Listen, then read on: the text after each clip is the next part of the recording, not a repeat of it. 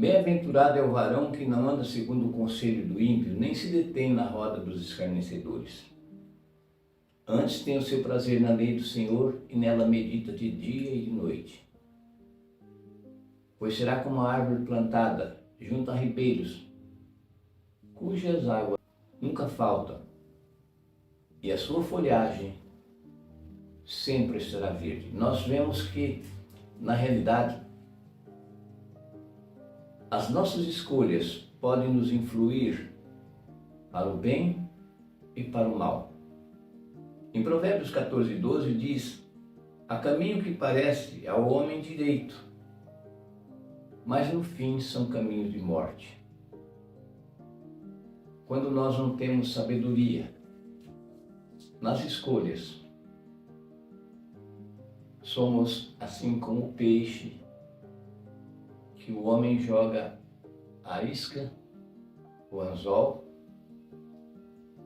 e ele não raciocina, e ele vai pegar o pão ou o pedaço de carne, e quando ele vê já é tarde demais.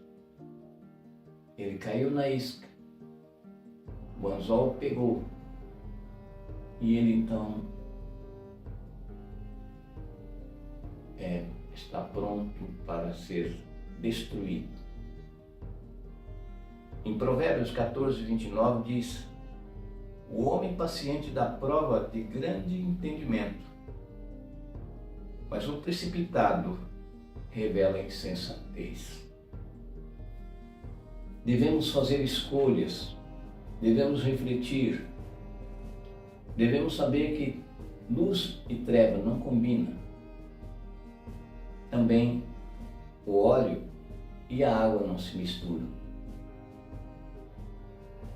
Devemos fazer escolhas sábias, buscando no Senhor. Deus não destinou um homem para uma mulher. O homem é livre para escolher a mulher que quiser, a mulher também. Então, muitas vezes nós achamos, quando nos unimos a alguém, que foi Deus que nos escolheu, ou que escolheu aquela pessoa para nós. Mas depois nós vemos que não foi bem assim. O inimigo também trabalha desta maneira. Quando ele sabe os gostos de uma pessoa,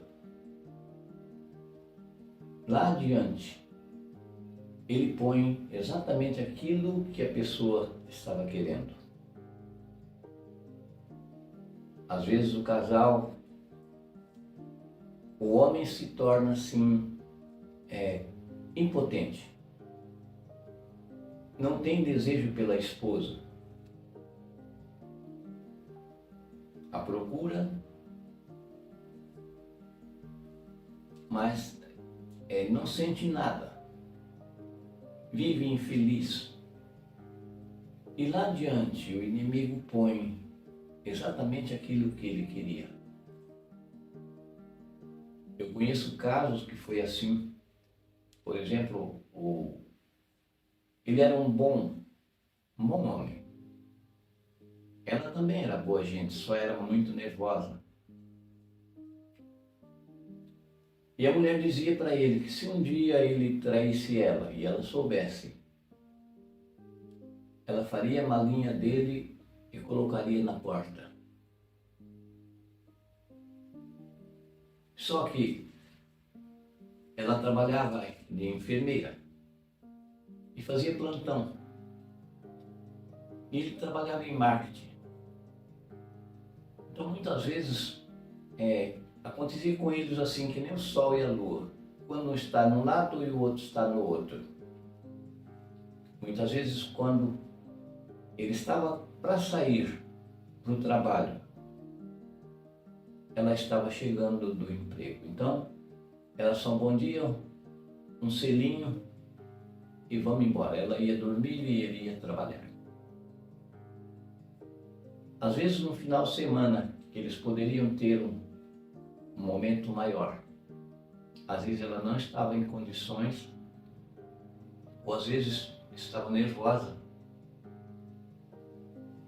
Enfim, não acontecia o que deveria acontecer entre um casal.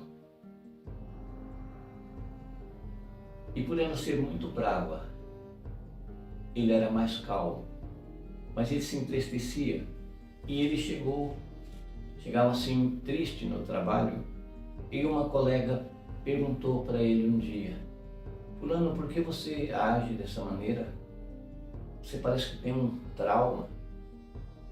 Aí ele se abriu, ele contou que o que acontecia, que ele não tinha assim prazer no casamento.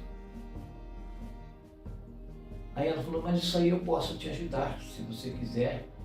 E começaram um relacionamento. E ele esqueceu o celular, assim, não guardou as conversas ou não apagou, que seria o certo. E ela descobriu. Quando descobriu, fez aquilo que ela disse que faria. Ela fez. Arrumou as malas dele, pôs tudo que ele tinha na mala e levou e pôs na porta do elevador e falou: Fulano, aqui nosso casamento está acabado. E ele implorou, ele não queria ir. Lógico, ele gostava dela, ela também gostava dele, mas o orgulho. E ela esqueceu que aquilo que disser será feito, que é o Marcos 11, 23. Na verdade, ela mesma traçou o seu caminho. Mas quando ele então, depois de insistir e ela o rejeitar, quando ele foi apertar o botão do elevador, ela caiu em si, foi lá e buscou ele. Volta aqui, vamos chamar o irmão Antônio, que ele pode nos aconselhar. Aí eu fui com a minha esposa e eles contaram a história. Falei: então, você lembra que você dizia que se um dia ele te traísse, você não queria mais saber dele? O inimigo fez exatamente o que vocês falaram. Fez vocês não terem o contato, ter a necessidade, e ele preparou o caminho para vocês. E ela então, chorando, ela reconheceu que, na verdade, aquilo aconteceu, era fruto do seu próprio falar. Veja, não é o que você pensa, nem o que você quer, mas é o que você diz que vai definir o seu destino, para o bem ou para o mal. Se você busca no Senhor, o Senhor dá livramento. Mas mesmo você que crê, que é um cristão, muitas vezes a gente faz as coisas da carne e fala por nós mesmos, sem buscar a direção de Deus. Então ela reconheceu que eles estavam errados. Ela errou, porque era muito exigente. E aquele orgulho que ela tinha de achar que ela não deveria ser traída, mas que se fosse traída, que ela não aceitaria. O diabo pegou e preparou. Eu costumo dizer que o diabo é um bom garçom. Ele está sempre pronto. Quando nós não vigiamos, não guardamos as entradas da alma, que também está em Provérbios, que diz, né? Visão, audição, tato, olfato, paladar. São as entradas da alma que a gente deve vigiar. Adão e Eva não vigiaram e eles caíram. Quando deram ouvido à serpente, quando usaram a visão para ver que era uma fruta bonita, quando usaram o olfato, tinha o aroma, e o paladar, e o tato, enfim, foi os 5 sentidos deles que foi. E nós também. Muitas vezes a gente vai pela carne, a gente não vigia as palavras, a gente não põe o nosso raciocínio, a gente não vê que muitas vezes aquilo que parece bom, que parece gostoso no momento, depois é só sofrimento. Assim, muito crente cai no adultério. No momento parece que é maravilha, mas muitos, quando acaba o ato, que ele cai em si, já está na garra do diabo. Há caminhos que ao homem parece direito, mas no final são caminhos de morte. Que Deus te abençoe, que Deus te ajude a fazer boas escolhas. Nunca faça nada precipitado. Busque sempre a direção do Senhor, que Ele tem prazer em te guiar. Então, não existe, na verdade, destino. Nós traçamos o nosso destino. Assim como num parque de diversão, tem a barraca que você aposta. Então tem vários presentes numerados. E você compra um número. E o ratinho está numa gaiolinha. Então, tem vários caminhos para o ratinho entrar. E você comprou um número. Outros compraram também. Todos estão torcendo para o ratinho entrar no número que ele... Repara, a pessoa é presa pela ganância.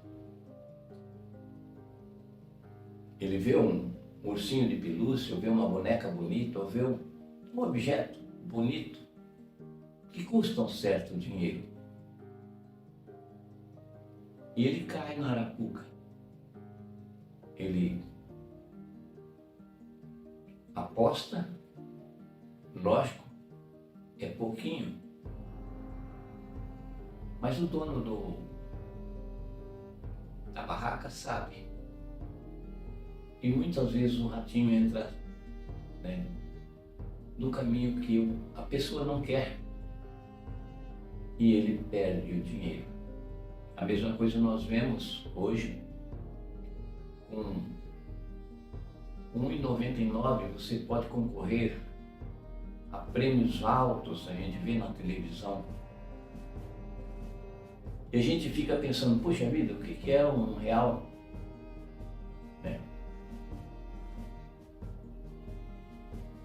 Só que são milhões de pessoas. Então, lógico, se a pessoa ganha aí, vamos dizer, 1 milhão, o que custa ele dar um carro de 40, 50 mil? Isso eu estou falando assim por baixo, porque lógico, o Brasil é grande. Parece que não é nada, R$1. Mas veja que na realidade, muitas vezes, você jogou o seu dinheirinho fora.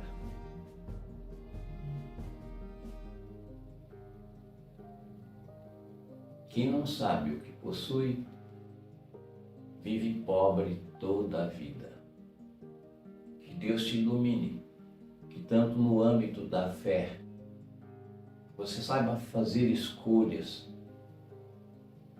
Porque Marcos 11, 23 diz: porque em verdade vos digo que qualquer que disser a este monte, este problema, essa dificuldade, ergue-te e lança-te no mar, e não duvidar no seu coração, mas crê que se fará o que diz, o que disser será feito. Repara aqui, O falar do homem tem muita importância. Não é o que você quer, nem o que você pensou, mas quando você pronuncia audível, você está testemunhando diante dos mundos que não caíram, diante dos anjos, diante da Trindade, diante do diabo e diante das pessoas. Você tomou uma decisão do que você viu, ouviu, sentiu, apalpou, provou. Então, aprenda que no nome de Jesus você tem poder para expulsar o mal ou trazer o mal. São as escolhas que nós fazemos é que vai definir a nossa vida. Muita gente hoje vive uma vida desgraçada porque não soube fazer escolha. Que você aprenda, que nós aprendamos, que nesse âmbito, na realidade, a Bíblia é bem clara. O que o homem semear, isto ele vai colher. Então você tem, em Marcos 11, 23, o poder de escolha, de trazer paz, felicidade ou desgraça, porque não soube escolher.